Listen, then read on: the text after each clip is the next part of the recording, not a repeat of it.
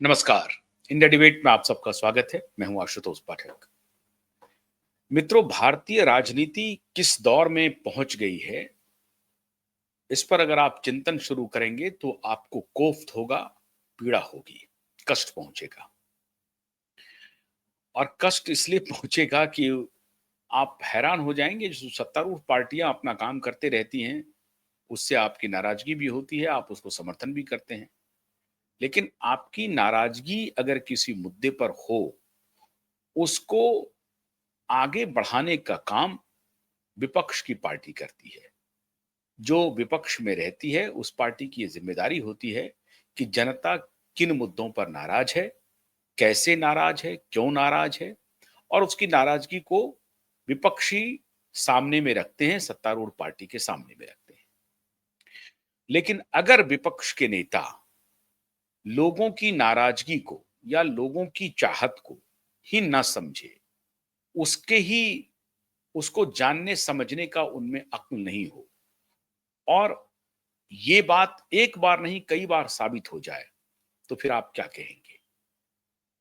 पिछले 20 वर्षों से, 25 वर्षों से, लगभग उससे भी अधिक, 20 वर्ष 25 वर्षों से, मैंने 5 बार से तो बिल्कुल सांसद हैं राहुल गांधी।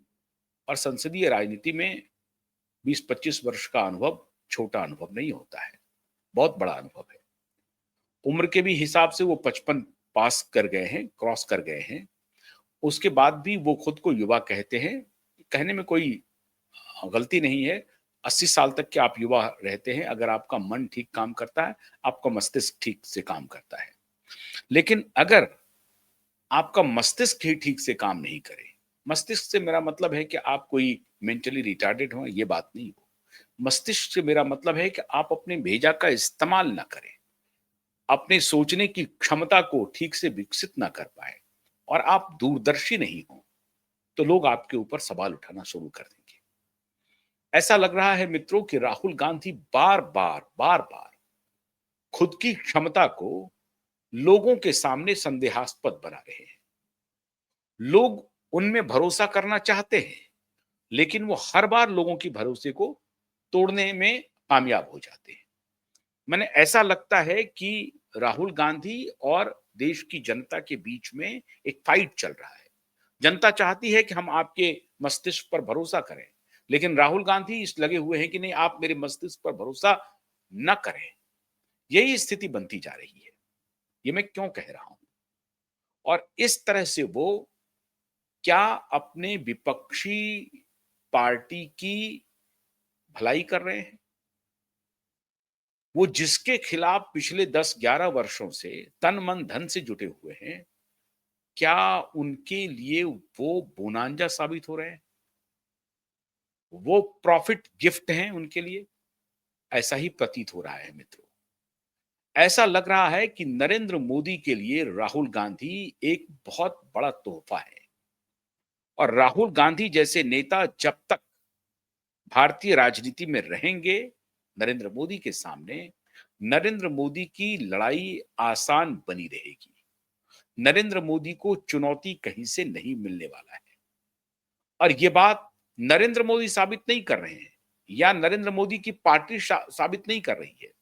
ये बात कांग्रेस के युवराज साबित कर रहे हैं, और कांग्रेस के साइकोफेंट नेता साबित कर रहे हैं, जो आज भी लगातार राहुल गांधी की क्षमता पर भरोसा जताए हुए हैं। और वो सिर्फ इसलिए जताए हुए हैं क्योंकि वो साइकोफेंट हैं। इसमें कहीं कोई दो राय नहीं है। वो चमचागिरी की सारी मर्यादाएं तोड़ चुके हैं, और राहुल गांधी में उनको ऐसा करिश्मा दिखता है कि वो एक दिन नरेंद्र मोदी को उखाड़ के फेंक देंगे। नरेंद्र मोदी अगर सत्ता से बाहर जाएंगे, तो अपनी गलती से जाएंगे या खुद जाएंगे। कांग्रेस पार्टी उसे सत्ता से बाहर कर रही है, ऐसा तो दूर दूर दिखाई नहीं पड़ रहा है। और अगर कांग्रेस पार्टी सत्ता से बाहर कर देगी, तो राहुल गांधी के नेतृत्व में कर देगी, ऐसा भी दिखाई नहीं पड़ रहा है। कम से कम ये बात तो आप मान के चलिए कि राहुल गांधी का नेतृत्व जब तक कांग्रेस पार्टी को है, भारतीय जनता पार्टी का बाल भी बाका होने वाला नहीं है। और कम से कम नरेंद्र मोदी का कोई बाल बाका होने वाला नहीं है राहुल गांधी के नेतृत्व में। इस बात को आप गांठ बांध लीजिए। फिर से राहुल गांधी ने साबित कर दिया। अभी राहुल गांधी कोलंबिया में थे, साउथ अफ्रीका गए थे और हमेशा की तरह सैम पित्रोदा साहब वहाँ मौजूद हैं, जो उनके विदेश मामलों के कार्यभार संभालते हैं। उनका एनजीओ है और सैम पित्रोदा को कहाँ से फंडिंग मिलती है सब आपको मालूम है। सोरोस जी का उनको फंडिंग मिलता है। फोर्ड फाउंडेशन का और रॉकफेलर से लेकर के बिल गेट्स फाउंडेशन का, तमाम फाउंडेशन का उनको फंडिंग मिलता है और उनका काम सिर्फ यही है कि राहुल गांधी को झाड़ पोंछ करके एक नेता के रूप में एस्टैब्लिश करना, जो कि हो नहीं पाएगा। क्योंकि राहुल गांधी में वो मेटल ही नहीं है, वो मस्तिष्क ही नहीं है। और राहुल गांधी बार-बार ये कोशिश करते हैं कि उनमें सिर्फ और सिर्फ मस्तिष्क ही है। अब कल वो वहां के स्टूडेंट को, वहां के लोगों से बातचीत कर रहे थे, उसमें कार और मोटरसाइकिल का जिक्र कर रहे थे। वो कह रहे थे कि मोटरसाइकिल जब टकराता है तो इंजन अलग हो जाता है। ये बात, अब वहां कौन सा इंजीनियर बैठा हुआ है, कौन उनको समझाए? बात इसकी नहीं है, बात बहुत गंभीर है मित्रों। राहुल गांधी ने कहा कि भारत की अपनी कोई क्षमता नहीं है, भारत विश्व गुरु नहीं बन सकता है। हालांकि वो लबुलवाब ये था कि भारत इस रेस में नहीं है। भारत तो कोऑपरेशन में यकीन करता है, सहयोग में यकीन करता है, गुरु बनने में यकीन नहीं करता है। राहुल गांधी ये नहीं समझा सके कि भारत विश्व गुरु का तात्पर्य क्या हो सकता है। ये जो विश्व गुरु शब्द है, इसे कैसे डिफाइन किया जा सकता है। ये उनकी पढ़ाई लिखाई नहीं है, ये उनकी ट्रेनिंग नहीं है।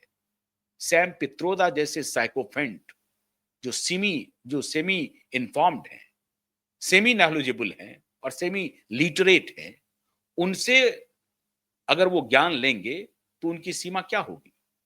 ऐसे ही सलाहकार राहुल गांधी को सलाह दे रहे हैं मित्रों। और मैं दावे के साथ कहता हूं कि राहुल गांधी को इस बात की समझ ही नहीं है कि विश्व गुरु का तात्पर्य क्या है। विश्व गुरु का तात्पर्य ये नहीं है अमेरिका की तरह लठैत बन जाना, चौधरी बन जाना, दारोगा बन जाना, न्यूक्लियर बॉम्ब लेकर के घूमते रहना, चौधराहट करना नहीं है।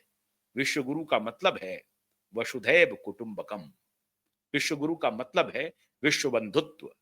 विश्व गुरु का मतलब है कि हमारी परंपरा रही है कि हम सहिष्णुता, मानवोचित कार्यों को आगे बढ़ाने की जो हमारी परंपरा है, उसको बढ़ाने के लिए हम समर्पित हैं। ये हमारा समाज है। उसको हालांकि वो दूसरे अर्थों में कह रहे थे कोऑपरेटिव है, हम कोऑपरेटिव है, लेकिन उसको ये फिलोसॉफिकली समझा सकते थे।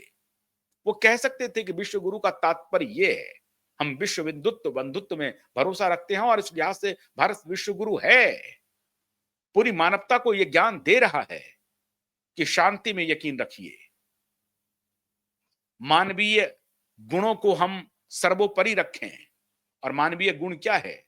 मानव मानव का प्रेम और उसमें सहयोग, सहिष्णुता, आप इसको प्रतिपादित कर सकते थे। न तो राहुल गांधी में भाषा की समझ है, न ही राहुल गांधी में इन विषयों की वैज्ञानिक दर्शन उनको उनके पास है, जो इस तरह से वो कम से कम सामने बैठी जो जनता है उन्हें समझा सकें। वो कह रहे हैं कि नहीं, मैं विश्वगुरु नहीं बनना चाहता हूं। चाइना में विश्वगुरु बनने की पूरी ताकत है। अब इनके ज्ञान का क्या कहा जाए? राहुल गांधी के ज्ञान के बारे में आप, अब इसके बारे में आप कुछ कह नहीं सकते आप। और इस तरह के नेता हमारे देश और समाज को नेतृत्व दे रहे हैं और वो स्वाभाविक कंटेंडर मान रहे हैं। नेतृत्व करने के लिए ही वो जन्म लिए हैं। वो इस तरह से खुद को अपने अपने आप को समाज में प्रतिष्ठापित करना चाहते हैं। वो चाहते हैं कि मैं नेतृत्व करने के लिए ही जन्म लिया हूं। मैं कौन? तो इंदिरा गांधी का पोता। मैं कौन? तो राजीव गांधी का बेटा। मैं कौन? तो नेहरू जी का नाती। ये करने के लिए ही मैं पैदा हुआ हूं। अगर आप, सही बात है, अगर ये करने के लिए पैदा हुए हैं तो उसकी कम से कम ज्ञान भी तो हो, वो आचरण भी तो हो, वो उतना दर्शन भी तो हो। विदेश में जाकर के अपने देश की जग हसाई करना, अपने देश को कमतर मानना, ये राहुल गांधी का सगल हो गया है। मैं उस इंटरव्यू का आपको वीडियो अभी दिखाना नहीं चाहता हूं, जो इनके नाना थे। हालांकि पंडित नेहरू को मैं दूसरे नजर से देखता हूं, लेकिन नेहरू जी का भी एक इंटरव्यू है और इनकी दादी का भी एक इंटरव्यू है। नेहरू जी एक अमेरिकी जर्नलिस्ट को इंटरव्यू में कहते हैं, वो पत्रकार उनसे पूछता है कि आप अगर अगर प्रधानमंत्री नहीं होते तो क्या आप इतने पॉपुलर होते हो? खुश होकर के कह रहे हैं। हाँ, हाँ, मैं उतना ही पॉपुलर होता। वो अजीब तरह के वो एक नार्सिसिज्म से ओतप्रोत थे नेहरू जी। तो नार्सिसिज्म की इनकी लगता है कि इनका पूरा परिवार जो है वो नार्सिसिस्ट है, आत्ममुग्ध है, आत्मश्लाघा उसको कहते हैं हिंदी में। आत्ममुग्धता से प्रेरित हैं ये, खुद ही खुद की तारीफ करते रहते हैं। और इस तरह से जब ये खुद के बारे में आप सोचने लगें कि मैं कुछ अलहदा हूं, हमारे आसपास लोग होने चाहिए, और बस ठकुर सुहाती करना शुरू करें कि अरे आप तो लाजवाब हैं, आप तो कमाल हैं। तो पंडित नेहरू उस पत्रकार को कहते हैं कि हाँ, मैं ही पॉपुलर होता, अगर मैं प्रधानमंत्री भी नहीं होता तब भी मैं पॉपुलर होता। तो तब पॉपुलर होते तो प्रधानमंत्री नहीं बनते। तो आत्मश्लाघा की जो बीमारी है, आत्ममुग्धता की जो बीमारी है, वो राहुल गांधी की बीमारी नहीं है, ये खानदानी बीमारी प्रतीत हो रही है। और यही बात इंदिरा गांधी से भी पूछा गया। आज इंदिरा गांधी जब इमरजेंसी के बाद ब्रिटेन गई, तो ब्रिटेन में चैनल 4 आईटीवी जिसको आप कहते हैं, उनके एक जर्नलिस्ट ने इनको घेरा। अब पूछना शुरू किया कि शाह कमीशन की जो रिपोर्ट आई है, उसमें आपके बारे में ये बातें दी गई हैं। उन्होंने कहा कि शाह कमीशन क्या है? कुछ नहीं है शाह कमीशन, वो जस्टिस कुछ नहीं है। वो अपोजिशन के इशारे पर काम कर रहा है। और भारत में अभी जो है वो एनार्की फैल गई है। इंदिरा गांधी कहती कि भारत में जो कुछ भी हो रहा है वो मेरा इंटरनल मामला है और मैं उसको देख रही हूं, मैं अपने किसी विदेशी जर्नलिस्ट के सामने उसको डिस्कस नहीं करना चाहती। ठीक है, हमारी अंदरूनी समस्या है, हम उसको चर्चा कर रहे हैं, अपोजिशन को पूरा अधिकार है हमारे खिलाफ जाने का, और हम उनसे अपनी मातृभूमि में जाकर के लड़ेंगे। ये कह सकती थी, नहीं कहा। वो कह रही हैं कि अभी भारत की स्थिति आप देख रहे हैं, वहां तो एनार्की है, वहां तो डिक्टेटरशिप है, बदतर हालात थे। मतलब वो अपने इमरजेंसी को जस्टिफाई कर रही थी उस जर्नलिस्ट को इंटरव्यू के दौरान। ये सारे इंटरव्यू यूट्यूब पर मौजूद हैं, हमने कई बार इसको दिखाया भी है, और आज इसलिए मैं उस बात का उसको दिखाने का जिक्र नहीं कर रहा हूं। तो इंदिरा गांधी ब्रिटिश जर्नलिस्ट को ये कहती हैं, नेहरू जी अमेरिकन जर्नलिस्ट को कहते हैं कि मैं ही पॉपुलर होता। अब ये जो माननीय राहुल गांधी हैं, ये कोलंबिया में जाकर के कह रहे हैं कि भारत को विश्व गुरु बनने की कोई की क्षमता नहीं है, चाइना बन सकता है। तात्पर्य यही है। अभी कांग्रेसी उनके जो स्पोक्स पर्सन है वो कहना शुरू करें ना, भारत का उनका कहना यह था कि कोऑपरेशन में हम यकीन करते हैं। अरे कोऑपरेशन में भी यकीन करते हैं तो इसे भी बोलने का एक तरीका है। कैसे बोलते हैं आप? अरे आप में वो क्षमता नहीं है, स्वीकार कर लें। आप दार्शनिक नहीं हैं, लेकिन आप दुनिया को बताना चाहते हैं कि आप दार्शनिक हैं। आप में दर्शन रंच मात्र भी नहीं है, लेकिन फिर भी आप पूरी दुनिया को यह बताने में लगे हुए हैं कि आप बहुत बड़े दार्शनिक पैदा हुए हैं। आपके घर में तो दार्शनिकों की फौज खड़ी है, और आपका दर्शन ये कहता है कि मोटरसाइकिल जब एक्सीडेंट करता है तो इंजन अलग हो जाता है। कहना कुछ चाहते हैं, कह कुछ रहे हैं, स्थिति बड़ी गड़बड़ हो गई है साहब। कांग्रेस पार्टी, हमें समझ में नहीं आ रहा है कि कांग्रेस जहां भारत में बहुत सारे ऐसे मौके हैं जब आप मोदी को घेर सकते हैं, मोदी पर सवाल पूछ सकते हैं, लेकिन उन सवालों पर मोदी को सवाल नहीं पूछना है। कुछ ऐसा कर जाना है ताकि मोदी को ही इसका लाभ हो जाए। और इसलिए मैं इस निष्कर्ष पर पहुंचा हूं मित्रों, मुझे ऐसा लगता है, और मैं समझता हूं कि मुझसे बहुत सारे लोग इत्तेफाक रखेंगे कि राहुल गांधी नरेंद्र मोदी के प्रचारक हैं। राहुल गांधी एक प्रकार से मोदी को राजनीतिक रूप से फायदा पहुंचाने के लिए काम करते हैं। मुझे तो कई बार ऐसा लगता है कि राहुल गांधी नरेंद्र मोदी के ही आदमी हैं। राहुल गांधी अपोजिशन के नेता नहीं हैं। राहुल गांधी जनता के नेता नहीं हैं। राहुल गांधी मोदी के एक कनिष्ठ नेता हैं, जो मोदी के लिए काम कर रहे हैं। तरीका दूसरा है कि हम इस तरह से ऐसी बात कर देंगे, ऐसी गलती कर देंगे ताकि जनता हमें हमें हमारी आलोचना शुरू कर दे, हमें कह दे कि भई आप में कोई क्षमता नहीं है और आपके बारे न्यारे होते रहें। तो नरेंद्र मोदी के प्रचारक हैं राहुल गांधी, इस बात को आप यकीन मान लीजिए। बार-बार राहुल गांधी ये गलती कर रहे हैं, बार-बार। ऐसा नहीं है कि राहुल गांधी ने पहली बार ये गलती की है। अभी कुछ दिन पहले उन्होंने कहा कि Indian economy is a dead economy, क्योंकि ट्रंप ने कह दिया था। तो भारत में ट्रंप ने कह दिया Indian economy is a dead economy, इन्होंने कह दिया डेड इकोनॉमी। अभी ये कोलंबिया में राहुल गांधी कह रहे हैं कि नहीं, हमारे हम फास्ट ग्रोइंग इकोनॉमी है, लेकिन फिर भी हम हम इनकम नहीं जनरेट कर पा रहे हैं, अनएम्प्लॉयमेंट नहीं जनरेट कर पा रहे हैं। अब ये दोनों बातें कैसे हो सकती हैं? फास्ट ग्रोइंग इकोनॉमी है, इस दोनों में इसका क्या मतलब हुआ? आप बताते कि हमारे यहाँ कुछ डिस्पैरिटी है, लेकिन हम तेजी से उभरती हुई अर्थव्यवस्था है। हमें इस पर ध्यान देना होगा कि वेल्थ का जो कॉन्सेंट्रेशन है, वो किसी एक जगह पर नहीं हो। वेल्थ का कॉन्सेंट्रेशन, वेल्थ का डिस्ट्रीब्यूशन हम लोग ठीक से कर सकें, इस पर हमें ध्यान देना चाहिए। आप कह सकते थे ये बात। एक अच्छे दार्शनिक नेता का ये काम है कि अपने देश की जनता को प्रोटेक्ट करते हुए, अपने देश की पॉलिटिकल एटमॉस्फेयर को प्रोटेक्ट करते हुए, विदेश में अपने देश की जगहंसाई किए बिना, विदेश में जो उनके सवाल हैं उसका ठीक-ठीक उत्तर भी दे दें और हमारी इज्जत भी बची रहे, हमारी जगहंसाई भी ना हो। आपसे अगर मान लीजिए कि इंडियन इकोनॉमी पर कोई सवाल पूछा गया, तो आप वहाँ ये नहीं कहते थे कि हम तो पैमाल हो गए जी, हम तो खत्म हो गए जी, हमारे ऊपर तो इतना लाख करोड़ का कर्जा है, हम तो मर गए जी। ऐसा कहने से आप बड़े नेता नहीं कहलाएँगे। आप कहेंगे कि हमारा देश विशाल है। ये कोई नहीं बताएगा, वो पवन खेड़ा तो नहीं बताएँगे, जयराम रमेश भी नहीं बताएँगे और ये पित्रोदा तो बताएँगे ही नहीं। तो मैं तो हैरान हूँ आपके सलाहकार कौन हैं? आपको कम्युनिकेशन का आपको कोई गुण ही नहीं है। मैं इस निष्कर्ष पर पहुंच रहा हूं, इसलिए मैं कोई आपका विरोधी नहीं हूं, लेकिन मैं हैरान हूं कि आपको कम्युनिकेशन आ ही नहीं रही है कि इंटरनेशनल फोरम पे आप कैसे कम्युनिकेट करें, अपने देश को बचाते हुए कैसे कम्युनिकेट करें। जहां जहां जा रहे हैं वहां वहां देश की जगहसाई करवा रहे हैं, अपनी भी जगहसाई करवा रहे हैं और अपना जो कमतर मस्तिष्क है वो पूरी दुनिया के सामने रिफ्लेक्ट कर रहे हैं। आपको कहना चाहिए था कि हमारे देश की जो अर्थव्यवस्था है वो इसलिए कठिन है उसका पूरी तरह से ठीक से आकलन करना फॉरेनर्स के लिए, क्योंकि बहुत कॉम्प्लेक्स है हमारा समाज। इतना विशाल समाज है, 140 करोड़ की हमारी आबादी है। मल्टीलिंगुअल, मल्टीकल्चरल हमारी इकोनॉमी है और भाषा का भी इकोनॉमी से संबंध है। ये बात आप समझेंगे नहीं, इसके लिए मुझे फिर अलग से एक सेशन बनाना पड़ेगा। लेकिन कल्चर का तो संबंध है ही है। ये तो आपको बताने में बहुत आसानी हो जाएगी। मुझे नहीं लगता कि आप इकोनॉमिक्स के स्टूडेंट हैं कि आपने इतिहास पढ़ा है। इतिहास भी आप आर्चरी के बल पर गए थे, एडमिशन जो स्टीफेंस में हुआ था।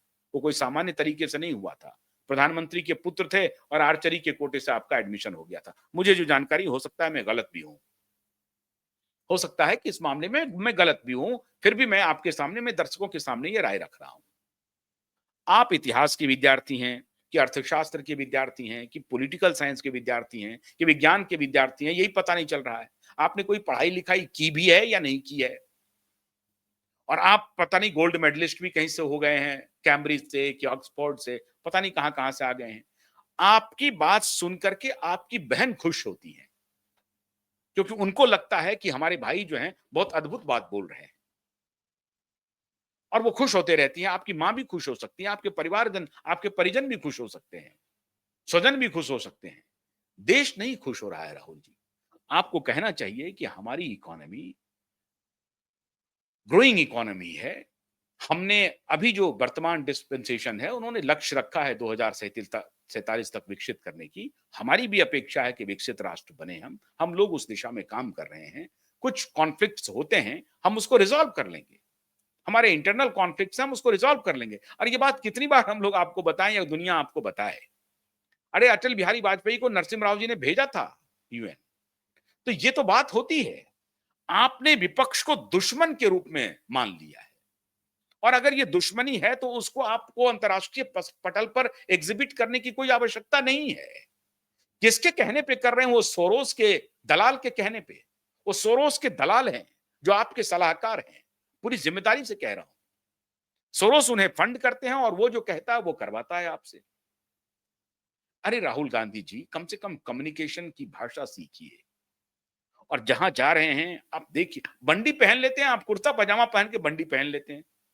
तो जो एक्सटर्नल पोस्चरिंग है, लिबास का कि उससे आप फिलोसोफर हो गए, उससे आप धीर गंभीर सुशील दिखाई पड़ने लगे क्योंकि कुर्ता पजामा और बंडी पहन लिया। यहां आप टी शर्ट में घूमते हैं, यहां आप कॉन्स्टेंटली पिछले 2 साल से टी शर्ट में घूम रहे हैं। इवन कि पार्लियामेंट में जा रहे हैं तो टी शर्ट में जा रहे हैं और व्हाइट कलर का टी शर्ट है। जब जब विरोध करना पड़ता है आपको तो अभी बहुजन समाज पार्टी का जो कलर है ब्लू कलर पहन लेते हैं। मैंने तो अभी आपको पिछले 2 साल में अगर 2 टी शर्ट देखे हैं या 3 टी शर्ट तो 3 ही कलर देखे हैं, व्हाइट, ब्लू और ब्लैक। यहाँ टी-शर्ट में घूम रहे हैं, वहां बंडी पहन के चले गए। अब वहां आपको लग रहा था कि वहां साहब अगर जाएंगे इसी टी-शर्ट में तो जेलेंस्की और आपकी तुलना हो जाएगी।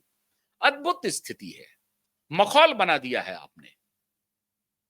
राजनीति करनी हो उसमें लिबास का मखौल चल रहा है। अरे सामान्य रहिए, जो कभी शर्ट भी पहनिए, कभी टी-शर्ट भी पहनिए। खैर ये आपका प्रेरोगेटिव है, आप टी-शर्ट पहन के ही रहे।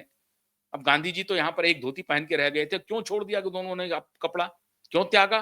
क्योंकि आधी आबादी के बदन पर कपड़े नहीं थे, इसलिए गांधी ने छोड़ा। अगर आपका ये इंटेंशन है कि आपने टी शर्ट इसलिए धारण कर लिया और एक ही टी शर्ट, एक ही कलर का टी शर्ट पहनेंगे, इसलिए आप ये पहन रहे हैं क्योंकि हमारी आबादी को 2 शर्ट 3 शर्ट के भी पैसे नहीं है, फिर भी ये बात चल जाती। इसको भी आप ब्रांड कर सकते थे, लेकिन ये कहेंगे तब भी लोग यकीन नहीं करेगा, क्योंकि आप तो गोल्डन स्पून के साथ जन्म लिए हैं। एक-एक महँगे-महँगे 10-10 लाख, 8-8 लाख, 5-5 लाख, 2-2 लाख के तो जैकेट पहनते हैं आप। कौन यकीन करेगा?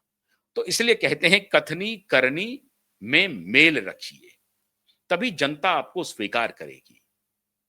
ना तो आप इकोनॉमी पर ठीक से बोल पा रहे हैं, ना ही पॉलिटिक्स पर ठीक से बोल पा रहे हैं। हर जगह जाके कह रहे हैं कि हमारा डेमोक्रेसी खतरे में है, भारत का डेमोक्रेसी खतरे में है। डेमोक्रेसी खतरे में है तो आप डेमोक्रेसी को बचाने के लिए आप में ये पुरुषार्थ होना चाहिए, आप में ये सामर्थ्य होना चाहिए। आप डेमोक्रेसी को खतरे में डाल रहे हैं, संविधान के कोरे कागज लेकर के घूम रहे हैं, लोगों से जात पूछ रहे हैं। आप भारत की स्वतंत्रता को अक्षुण्ण नहीं बनाने के लिए सारा काम कर रहे हैं, भारत की डेमोक्रेसी को खत्म करने के लिए सारा काम कर रहे हैं। बार बार जाकर के लोगों की जाति पूछ रहे हैं। किसके एजेंडे पर पूछ रहे हैं? सैम पित्रोदा के एजेंडे पे, सोरोस के एजेंडे पे, और उसके बाद कह रहे हैं कि इस देश की जनता आपको प्यार करने लगे। मोदी को काउंटर करने के लिए आपके पास हजारों मुद्दे हैं, लेकिन उन मुद्दों को कैसे सामने रखा जाए, कैसे जनता के बीच में रखा जाए, ये इल्म नहीं है, फिर आप राजनीति के लायक नहीं हैं।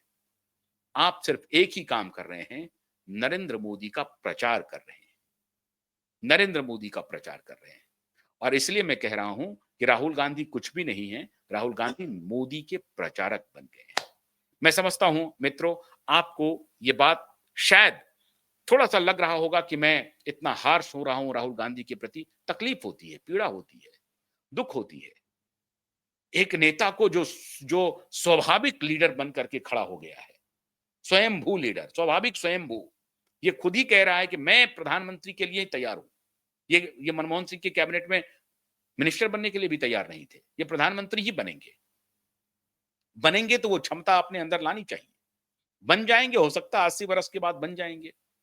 जुबाइब को उससे कुछ लेना देना नहीं है, आप बने, हमारी शुभकामना है। लेकिन इस तरह से भारत का मखौल ना उड़ाएं। और आप तो मोदी के विरोधी नहीं, मोदी के सारथी लग रहे हैं, मोदी के साथी लग रहे हैं, मोदी को फायदा पहुंचा रहे हैं। बहुत बहुत शुक्रिया आपको, बहुत बहुत शुभकामना आपको। आप इसी तरीके से काम करते रहिए, मोदी की बल्ले बल्ले होती रहेगी। नमस्कार।